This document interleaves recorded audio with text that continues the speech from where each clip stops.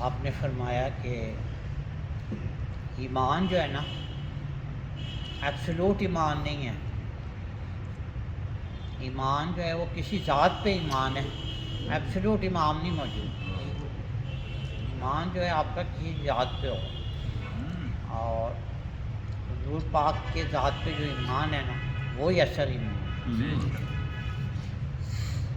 اور حضور پاک کی قربت جو ہے وہ زندگی ہے، اور آپ کی فرقت جو ہے وہ موت ہے. تو آپ سرکار کے جو جتنا قریب ہے وہ اتنا ہی زندہ ہے، اور جو جتنا دور ہے وہ اتنا ہی مر چکا ہے.